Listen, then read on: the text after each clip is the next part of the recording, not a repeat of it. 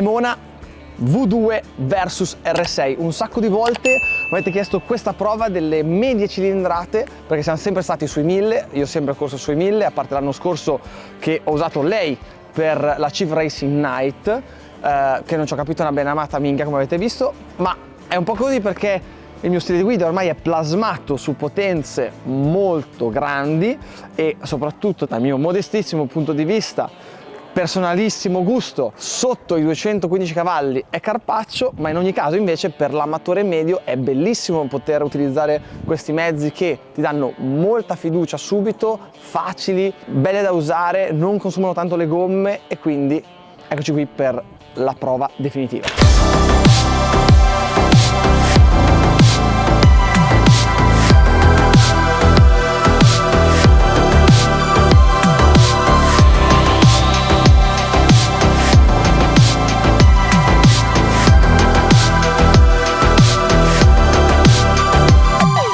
R6, come avete visto, e immagino qualcuno, anzi i più attenti, avranno notato container, l'avete visto anche sulla mia moto nel cupolino, ovviamente mio sponsor che ringrazio tantissimo perché mi ha permesso di fare questo confronto tra le due bestioline. E questa, come vedete, ovviamente è da pista, affilata, sospensioni, freno e via dicendo, invece il V2 da strada, ma al contrario di quella che ho utilizzato l'anno scorso nelle gare, quindi limitata perché non molti lo sapranno, ma nella 600 New Generation per far correre cilindrate diverse si ricorre appunto a delle limitazioni su moto con cilindrate più grandi, quindi in breve si va a utilizzare questo tipo di moto ma strozzata al 75-77% o giù di lì più o meno, ed era strano perché quando tu vai a aprire il gas sotto coppia c'è, la moto parte, ma poi in alto senti che mura e perde un po', diciamo, la bellezza di questo motorone qui che appunto oggi invece proveremo a piena potenza. E poi l'R6, tanti bei ricordi, tanti dolci ricordi, Monza 2013, record della pista con lei, e la cosa bella è che è cambiata un pochino il codone per essere più simile all'R1,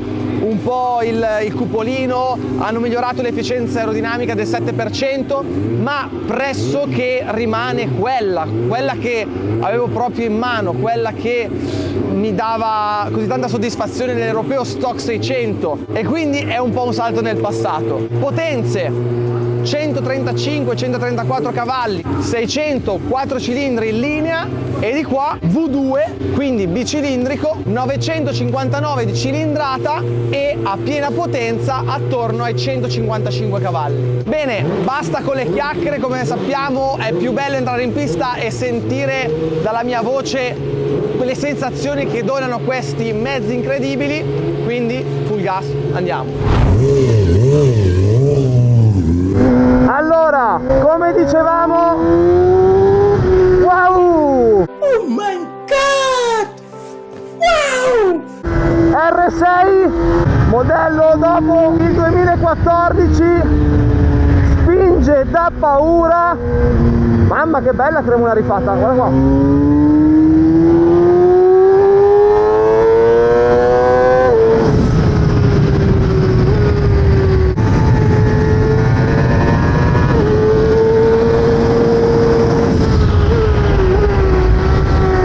Mamma mia che figata! Che rasoio!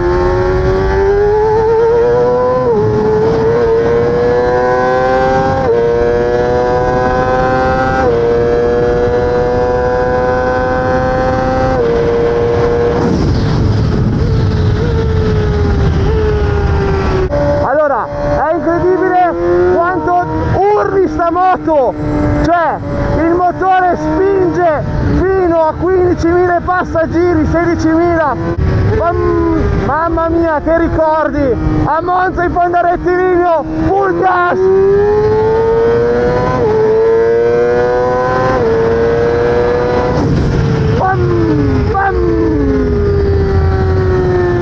Cosa possiamo dire di questa R6? Che le sensazioni che avevo rimangono.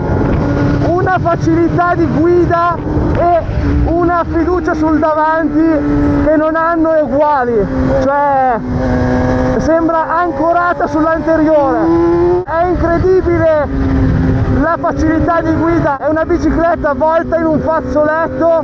L'unico problema è che dovete farla correre, è molto difficile da usare al limite per un pilota che ha appena iniziato, perché bisogna tenerla oltre i 13-14 mila giri, altrimenti perdete il doppio del tempo rispetto a un errore con una moto con molta coppia sotto, come può essere un 1000. Solo una cosa è certa: come questa moto ti dà sicurezza sull'anteriore, non ce ne sono altre. Fisicamente sono overdimensionato per questo mezzo, ma nonostante questo mi trovo stra a mio agio, cioè è veramente un giocattolino.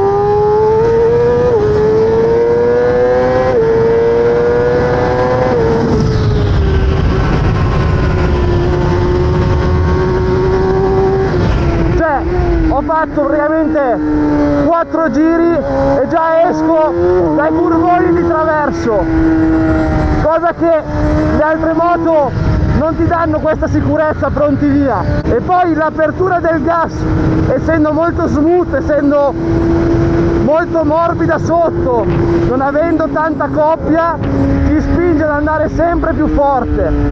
Questi sono i ragazzi veloci, proviamo ad attaccarci? Dai, un girettino insieme a loro.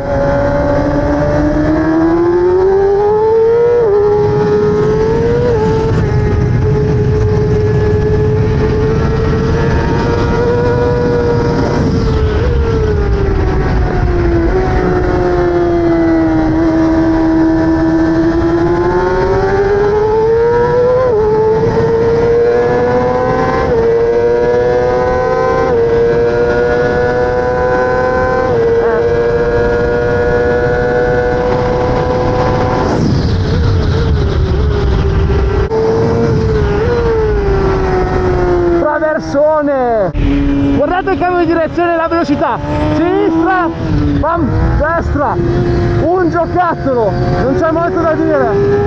E poi seconda, freno, guardate la velocità, alla corda, velocissima.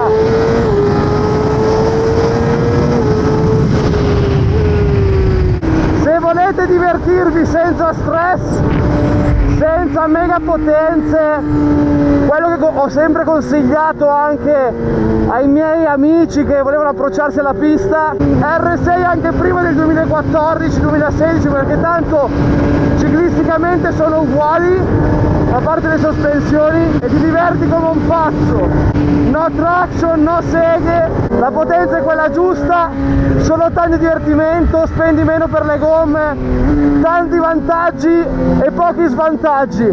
Poi vogliamo trovare una pecca, il motore potrebbe essere un po' più pieno sotto, perché rispetto a molte sue concorrenti con le quali fa i campionati si fa un pochino fatica in uscita dalle curve. È come me la ricordavo, nonostante la carena diversa, le sensazioni sono quelle: affilata, precisa, veloce. Poi ci sali in sella dopo 8 anni, 10 anni quelli che sono, e le sensazioni sono sempre quelle. Non so se è una cosa positiva o negativa, dato che ormai appunto magari cambiare qualcosa non sarebbe male, ma giustamente Yamaha dicono va così bene, perché devo andare a inventarmi chissà che cosa per migliorare un qualcosa che già va da Dio. E poi col V4R gira in alto, ma i motori così piccoli che raggiungono certi regimi sono un'emozione diversa. Scalata,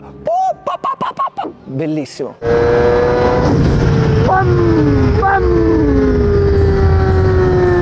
E adesso è il turno della Ducati di serie. Vediamo quali sono le sensazioni. Gas e in pista. Dopo l'R6 V2 moto praticamente opposta, c'è un po' di differenza tra le due e non sarò qui a fare mega confronti perché l'R6 è da pista e questa è stradale, tenete veramente questo fatto. Poi questa alla fine è un 1000 sotto una grandissima coppia, non impegna, non fa paura, però spinge, oh.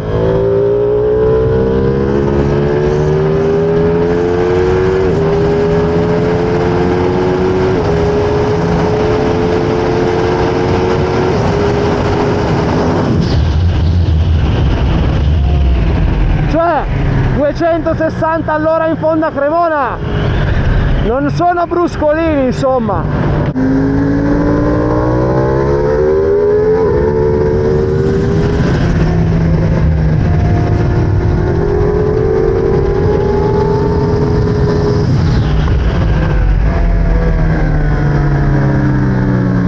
Un'altra cosa è che nonostante questa sia una moto di serie, con le sospensioni di serie, l'indole sportiva sotto questa maschera da strada si sente tantissimo.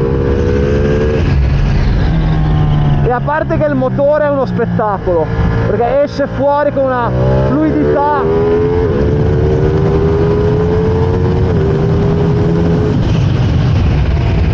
con una dolcezza da trattorone classico di Ducati che è spettacolare. E rispetto all'R6 che praticamente ti sembra di essere su una moto che è fatta di qualcosa tipo 16.000 giri, sembra che tutto sia accelerato, invece su questa alla fine passeggi, o meglio ti sembra di passeggiare, ma in realtà è come si dice in gergo, la moto fa strada e come se ne fa, seconda esci, come tira.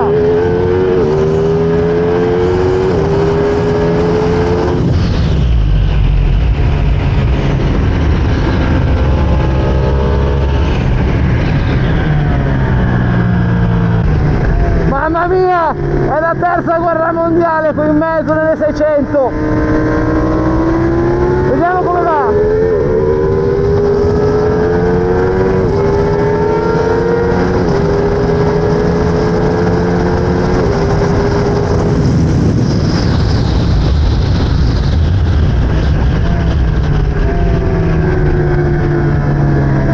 Ovviamente tra un R6 preparato e un V2 da strada, la R6 la senti più affilata, più precisa sull'anteriore, più racing ma anche più difficile da usare.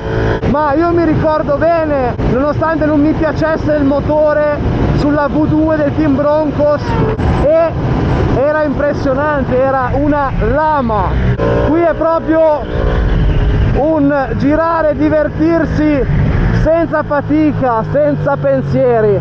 Invece con l'R6 che ho appena provato è vero che ti senti su una moto più racing al momento, ma secondo me nel momento in cui spingi, ragazzi, è un bel dito nel culo per dirla in maniera filosofica. È un po' la sensazione che ho avuto quando ho usato e uso tuttora la Pride RS 660 per allenarmi in pista, dove se non tiro allo spasimo all'ultimo decimo di secondo non mi diverto, cioè non mi dà gusto, devo essere sempre al limite. Invece quando ho provato l'Hypermotard, che non c'entra un cazzo, ma per farvi capire quello che voglio intendere, Hypermotard, gomme di legno, che tu vada piano, che vada forte, che vada medio, ti diverti come un pazzo. E questa è la stessa sensazione che ho avuto tra la V2 e l'R6. Allora, a parte quanto è figa con questo Satin Black, come vi dicevo in moto, concezione completamente diversa, elettronica, freno motore, si sente ovviamente che è una moto di serie, abbiamo cavalletto e catalizzatore come potete vedere, ma in ogni caso mi ha dato molto più gusto e puoi girarci lento, veloce, medio, è proprio quella moto che non ha bisogno di essere impiccato per tirarti fuori il sorriso. Quindi come al solito non è meglio quell'altra, meglio quest'altra, ognuno ha le proprie esigenze e ognuno ha la sua moto preferita in base alle sue caratteristiche. Invece sulle 600 chi è più specialistico secondo me potrebbe buttarsi su un R6, però deve avere quella qualche malizia in più, per così dire, e invece il V2 è un po' più confident, soft, un po' per tutti, diciamo. Ovviamente mi sto medesimando in un amatore che non è che gira in 39 a Misano con un 600, quindi non ho in mente quel 0,5% degli utilizzatori, ma il restante 99,5%. Quindi traete le vostre conclusioni, provatele e fatemi sapere se vi ritroverete con quello che vi ho detto. Come al solito, Gasti, ci vediamo al prossimo video.